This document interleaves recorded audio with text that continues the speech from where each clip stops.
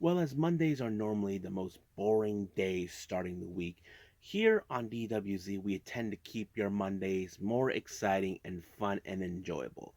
So today it's all about the Yoshi Wrestling. So if you guys are fans of Yoshi Wrestling, well, you're in luck. This entire episode is all about that. So we have three reviews that make your Mondays a lot more exciting and make sure you don't get bored. So our first one is, of course, is that new promotion in the U.S. Sukeban in Miami that took place back on December 6th. But this one features the main event, the winner of the Sukeban World Champion. So who will it be? Will it be Commander Nakajima or Ichiko Sayaka? So my money is on Sayaka, as everybody should know. But we also move on, as you know. Recently, Yuka Sakazaki has officially graduated from Tokyo Show Pro Wrestling. We all know where she's heading. She'll be starting coming here to the States in 2024. But I have to say, her graduation ceremony was very emotional. She had to pull three matches in one night. So I was amazed how this turned out. So that will be fun. And then we move on with our last review, which is, of course, Marvelous in Korakuen Hall. This took place recently on the 10th of December. But the main event features a very interesting match, and this one features the AAAW World Tag Team titles. We have the challengers Magenta, Maria and Rico Kawahara, who have been a strong, stable tag team, taking on two veteran champions. We're talking about Takumi Iroha and Shigeyo Nagajima. Will Magenta finally become the tag team title champions, as we normally anticipate for a very long time? Well, we'll just find out. And then, of course, we cap things up with some news updates that tell what's been going on in the world of pro wrestling, such as what events the promotions are throwing out, who's booked, what matches are set, any wrestlers that either been signed or departing from the respective promotions, injured wrestlers, the whole enchilada. So, let's get ready for another episode of the Leaded Wrestle Zone.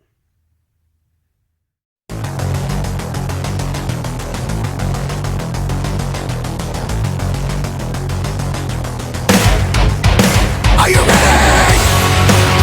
Get up, get up! Get up, get up! Get up, get up! Get up, get up! Get up, get up! Get up, get up!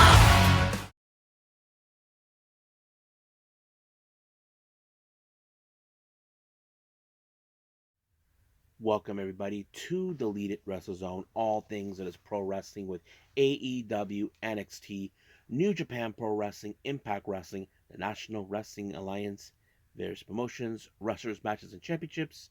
I am your host, J Rod here. So, if you are new to the channel, welcome. This is where we do a lot of pro wrestling reviews from various promotions, not only here in the United States, but also in Japan, Mexico, Canada, Europe, the UK, anywhere in the world where pro wrestling is not as big, but it continues to grow. We also do discussion videos, talk about various topics such as the wrestlers themselves, the promotions, factions, storyline, whatever we want to talk about. We also do some more news updates. If I'm unable to put it on this episode, then I'll put it on a separate video so you guys can keep up what's been going on as well. And also we do some news updates in real time, what's been going on. If I get an alert about a situation going on in pro wrestling, I report that immediately, and various other cool things we do on this channel. So if you like what you see, please subscribe to us on the subscribe button. You'll be getting a lot of reviews from this channel and also other cool stuff. But if you like this episode, please give us a like on the like button or give us a nice comment down the bottom in the description down below. Now let's move on with our very first review, and this is from the American Yoshi promotion known as Sukeban. Hopefully I pronounced it right.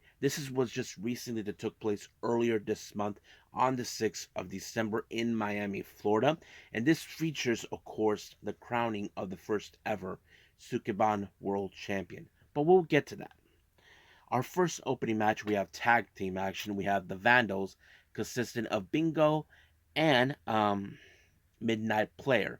They take on the Cherry Bomb honorary member Rina Yamashita, and of course the unaffiliated member of the bunch known as Stray Cat. So you probably could see this is going to be an interesting matchup.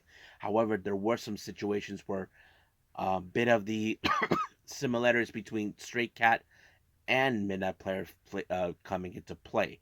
But however, it was the Stray Cat who applied a one shot, one kill kick onto Midnight Player to pick up the win. And however, many people would say, will Stray Cat ever be affiliated with anybody? Well, we'll just have to see what happens after that. Next up, we have the Dangerous Liaisons, consistent of Konami and Queen of Hearts. They take on the Harajuku Stars. Now, this particular match was basically the continuation of what happened on the debut show. Let me give you guys a recap of what happened. Konami at the time was not affiliated with other team members, but however, there was like a bit of feud between her and Saki Bumi.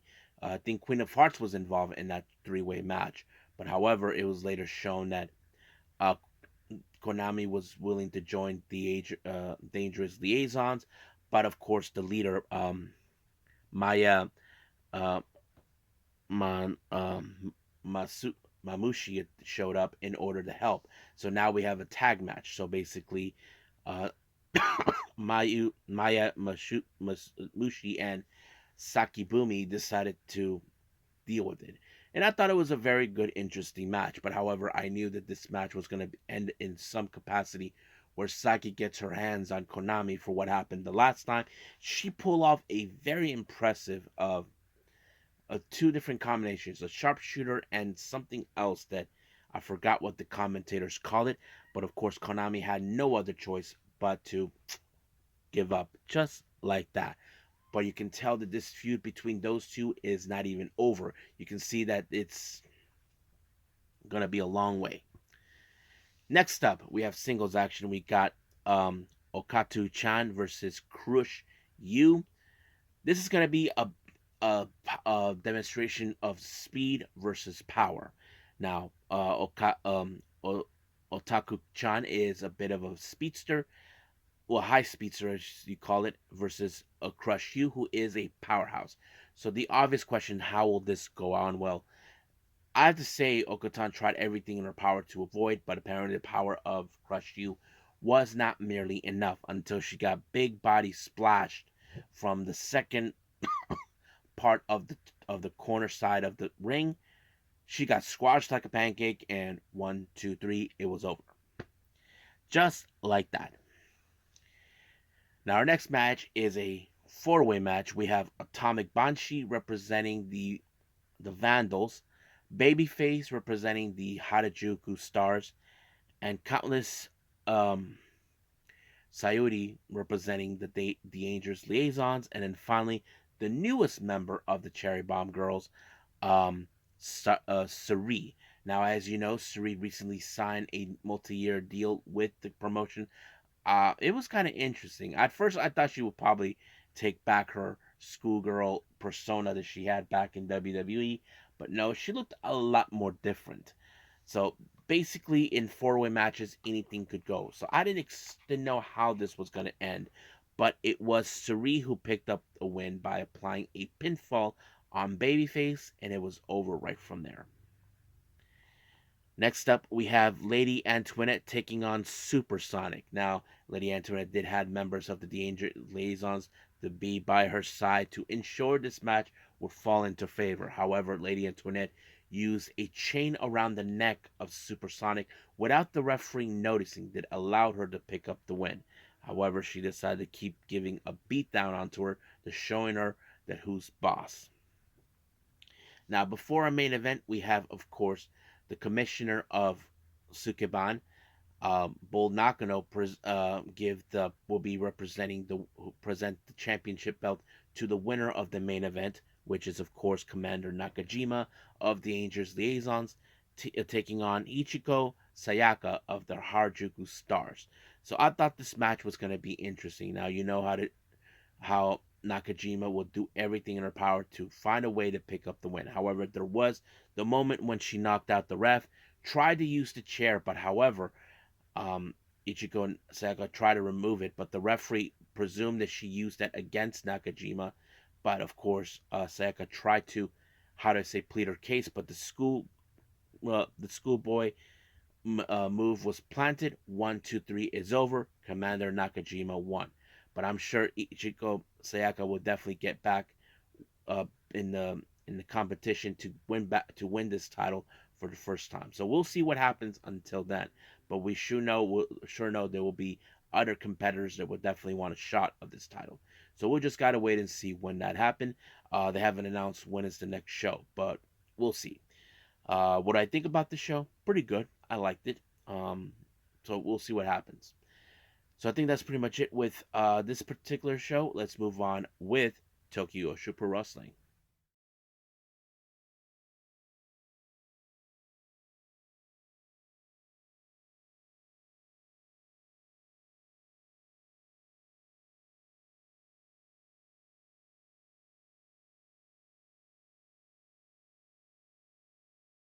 Okay, Tokyo Super Wrestling's 10th anniversary show, but this is also known as the Yuka Sakazaki graduation special. Now, I want to reiterate people what the graduation means in their terms in Japan. Now, when I heard about this type of thing when it comes to graduation in a promotion, this doesn't necessarily mean that they retire. This means that they're officially done with the promotion and they get to move on to other and better things. Now, I have witnessed Tokyo Super Wrestling do this type of thing twice because this was a learning curve for me to understand. People got confused thinking graduation means they're retiring. It could be anything, and either as a retirement or as saying I'm done with this promotion. I'm moving on to other better things. We saw that already with Nodoka Temna, who graduated from the promotion, but at the same time she retired. And then there's Marika Kobashi, who graduated from the promotion, but never retired as a wrestler. So that means it doesn't mean that they're officially retired. They're just done with the promotion. That's what it means. So I want to make sure everybody understand that's perfectly clear. Now, this event took place on the 6th of December, but it was broadcast on the 9th of December. So anybody asked that question, that's what happened.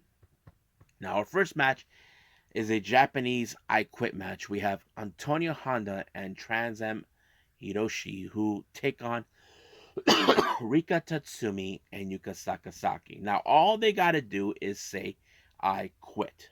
Now, of course, you're going to see some comedy routines coming from Honda in certain points of the match, like saying things, palm rating, and then the fox in your between your eyes. But however, it was Yuka Sakazaki that forced Antonio Honda to say "I quit" in Japanese. So that's what happens.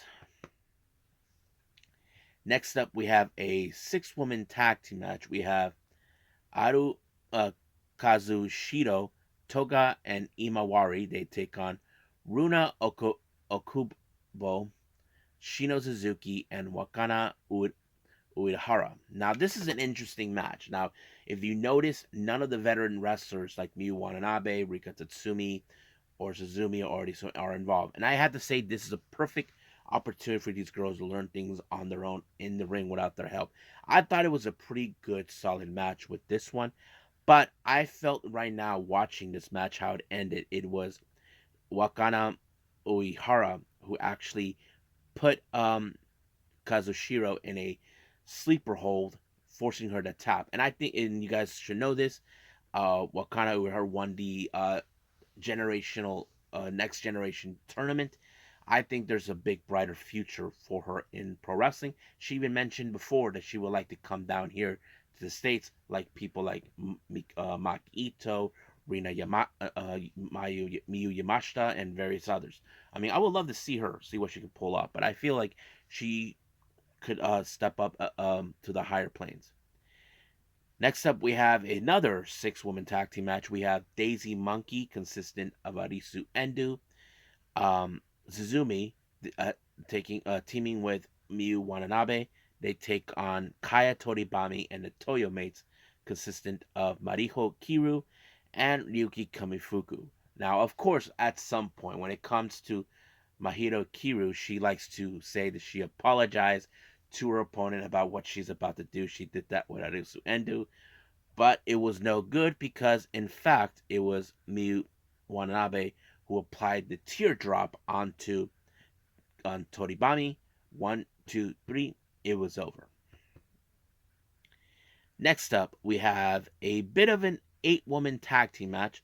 Team number 1, we have Pam Arajuku, Raku, Yuki Aino, and Hyper Misawa taking on Moka Miyamoto, Mizuki, and our current Princess Tag Team Champions, Free Wi-Fi, Naoka Kuda, and Hikari Noah. Now, this is a very interesting moment. However, they got to be more careful with Hyper Misawa, who is, of course, may have been a superhero, but she likes to play dirty games in certain points. However, that did not apply here because it was Mizuki who applied the cutie special onto Pam Harajuku to pick up the win. Next up, this is our three-way match. We have Shoko Nakajima, um, Miyu Yamashita, and of course Yuka Sakazaki. Keep in mind, all three ladies are three of the four pillars of of the promotion. That is a very interesting matchup. So anything could happen. Now, these three have been known for being the three pillars, but however, it was Yuka Sakazaki with an elbow butt onto Nakajima to pick up the win. However, during the post match, both Nakajima and Miyu Yamashita had warm words to say to Yuka Sakazaki since she's graduating. But Yuka Sakazaki knew there was one person that is deeply saddened about this, and that is none other than her tag partner and the person who beat her for the princess uh, of princess title, and that is Mizuki. Of course, Mizuki mentioned in her interview she never wanted to see her go, but Yuka Sakazaki made the choice to leave, not because she wanted to, it's because she felt that she needs to step aside and give a new generation the spotlight. And of course, there was another. They would sanction a 3-minute time limit draw a match between both Mizuki and Yuka Sakazaki. Um, Fortunately, that match ended in a time limit draw once the 3 minutes are up. I mean, it's very saddening. And of course, they did a group photo, and everybody presented a gift to Yuka Sakazaki. Tears from everybody's eyes, seeing how she's leaving the promotion and all that. And of course, Rika Tatsumi got away with the one thing she wanted to do is slap her in the face. I mean, you cannot have a graduation with someone doing like that, but it's perfectly normal. But of course, Yuka Sakazaki, as you know, she is officially graduated from the promotion. Before she left, she had to give everybody high tens to the fans, as a way of saying thank you for supporting her at this time, and hopefully they get to see her support more while she goes overseas. Recently, I did reported that she changed her hair color to black, but we'll see how this new version will be. I don't know if we're still going to be seeing the same Yuka Sakazaki as the magical girl, but we'll see about that. I think that's pretty much it with Tokyo Yoshi Pro Wrestling. I believe it's time for Marvelous.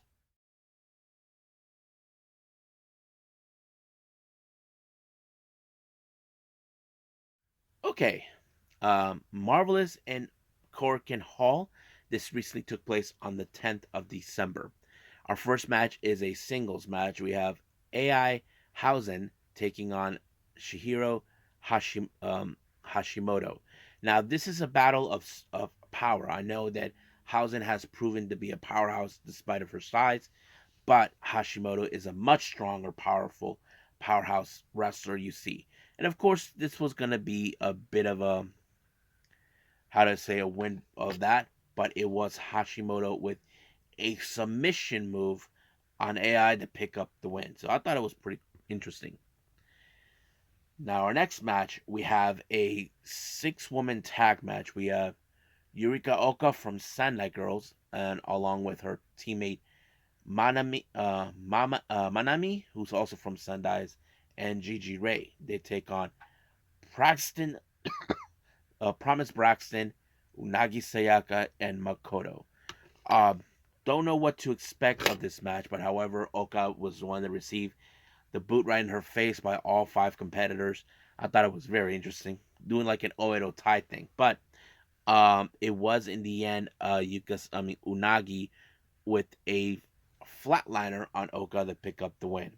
However, she was decided to post up a promo. As you know, she's continuing to add more things on her promotion, on her first independent show she's doing on January 7th. So she called called out like who wanted to team up with her or face. First it was the Gaio. She said nope, nope for her old age, no. Then of course Takumi Iroha, but she said how about the tag titles? However, Takumi it will be in a tag match later. And then of course we do have a men's exhibition match. We have team number one, Alpha Zoe, Brian Ishizuka,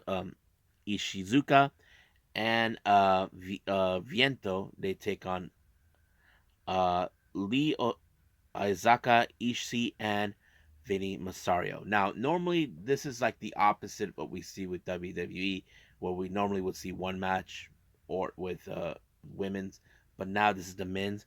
I thought it was a pretty good match, not to mention Vinny Masario being there, but it was of course Leo who pulled off an amazing hurricanrana to pick up the win against Alpha Zoe. Alpha Zoe was like in disbelief that he could not believe he lost. But yes, that's how it is.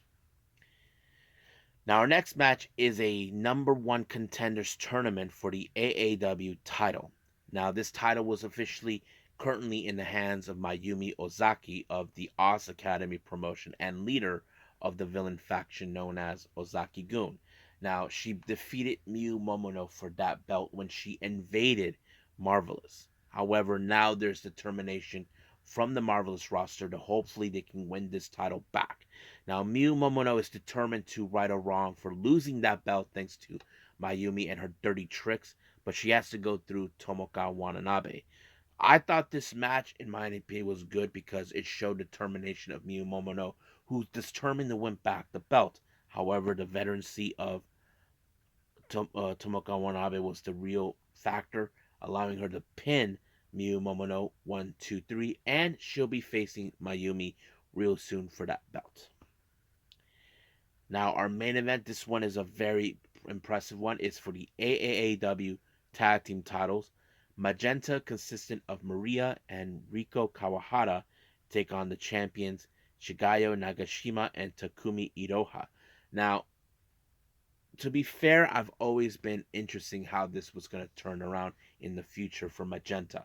Now, Magenta, as you guys know, the story about them, they were initially a tag team that was makeshift inside.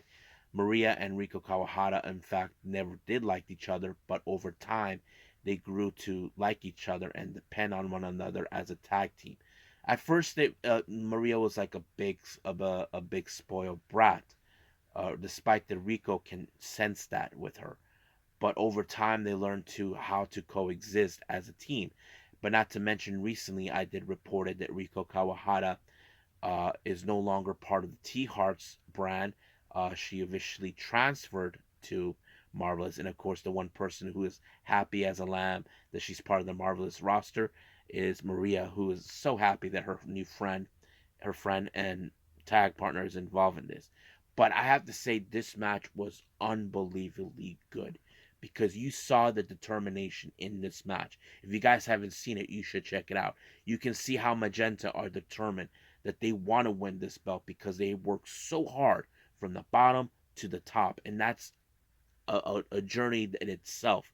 And of course, you're facing against two veterans.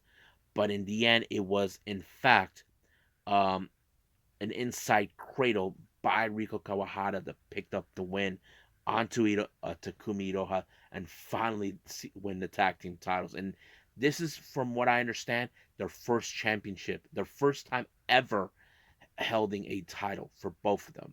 And I'm sure it was emotional. But once they left, you can tell Shigusa Nagayo, who's like a proud mom, seeing her girls win these titles. Like you can tell deep down in her heart to seeing her, her surrogate daughters win these belts, and you can tell how happy to see that these two girls, how far they have come to the very beginning, first becoming rivals, first not getting along as a tag team, and now over time, their friendship and their teaming has been very cohesive, and now they finally did it. And I'm sure they are going to be putting those titles on the line against anybody that would come after them. So I can't wait what else Magenta would do. And I'm sure many fans are happy. Me personally, I am happy that they finally did the accomplish what they wanted to do from the very beginning. And I think it's pretty amazing. I think that's pretty much it with Marvelous. I believe it's time for news updates.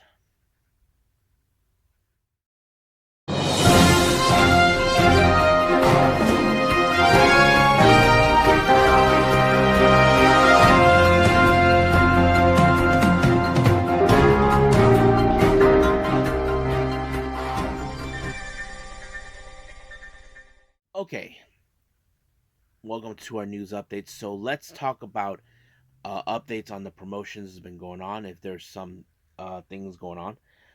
First things first, TNA has announced that they signed Jay Chung. If you guys know who she is the wife of former Impact Wrestling World Champion Josh Alexander. Yes, there were talks about her being a ring announcer. Looks like it's going to be official. As you know, 2024 is going to be a good year because TNA is coming back, and I'm so excited. Next up, we do have MLW with two things coming into mind. A match has been announced for the Kings of the Coliseum on the 6th of January of 2024. We have Satoshi Kojima taking on the Death Machine, Sammy Callahan. And then, of course, their next show they'll take place in a big pay-per-view in February, I think on the 29th at the New York Melrose Ballroom called Intimidation Games. So that's what's happening in MLW. Now we have for our GCW stuff. We do have the Coldest Winter 2 taking place on the 3rd of February in 2024. It was announced that the Deathmatch royalty are returning. We're talking about that scumbag Matt Cardona, the so-called queen of the internet. What's her name? Steph Delanders, and of course the broski Jimmy Lloyd. As you know, recently GCW has announced that they'll be heading to Phoenix for the first time. They finally named their show that will take place on that day, on the 4th of February, called Feel No Way. So that's the name of the title. No announcements who's going to participate just yet. Hopefully, soon we'll get that in the entirety of January. But they also announced that they will be returning to Dallas on later on in February on the 23rd. So we'll see what happens. Now, our developments have been going on with things. CJ Perry, formerly known as Lana, as you may or may not have been aware by the time this video is out, hopefully she'll be okay. She announced that she went to the emergency room due to she was hospitalized for 50 hours. The reason is there was an infection that went from her finger to spreading around her arm, which is not good. But she was asking for people to pray for her, and I hope she comes out of it soon. Hopefully by the next episode or so, we'll find out. Um, as you know, NXT star Odyssey Jones hasn't been seen. However, Fightful Select has now confirmed that Odyssey Jones is now in the main roster. He's been traveling with them. He's been in backstage. So far, he's just been waiting what the creative teams store for him. There was a point they might have put him with Bobby Lashley's group. That was completely scrapped. So we don't know what's going to happen, but we will pay attention closely on that. Tony Khan, as you know, announced for a brand new ROH title, and this one is, of course, the ROH Women's Television Championship. Now, I don't know what's the extent, but I wouldn't be surprised if another tournament sets up the whole thing, so we'll see. Now, speaking of TNA, as you know, 2024 is going to be a good year for them since they return. They announced that they are returning into action figures with the company known as Powertown. They are set to do a long-term deal with them. Kind of exciting to see how this is going to go. Now, Tetsuya Naito, as you know, has talked about Andrade El Idolo. Those who don't know, When Tetsuya Naito went to Mexico, he was greeted by La Sombra, who in fact at the time was what's his name, um, Andrade, before he lost his mask. So basically, he had this to say about this. I'm happy that I want to stand with him again, whether if it's New Japan ring or the CML ring. He's one of my favorite mentors who changed my life. Naito commented on the success of both Andrade and Rush as former Los Ingobernables members to continue to shine. He noted in doing so the show how big a stable has. Uh, so basically, it's inspired me to see those two becoming stars. Both of them are stepping up, and each of them has realized just how big Los Ingobernables was. I'm improving. I'm going to call myself Lij as long as I am still active. Why do you, why do I keep doing it? I want to leave a piece for them to come back. After all, they are the uncontrollable guys.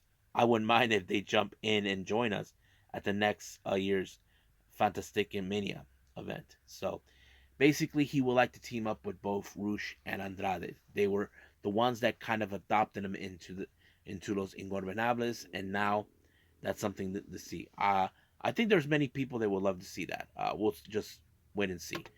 I think that's pretty much it right now for our news updates. So let's just call it a day.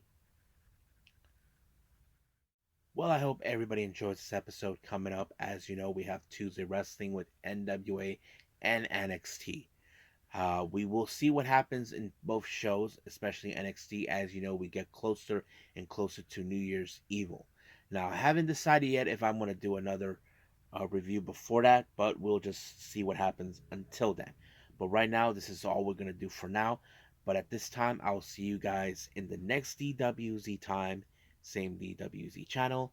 I must bid all of you adieu. So, goodbye, and have a nice day. Bang.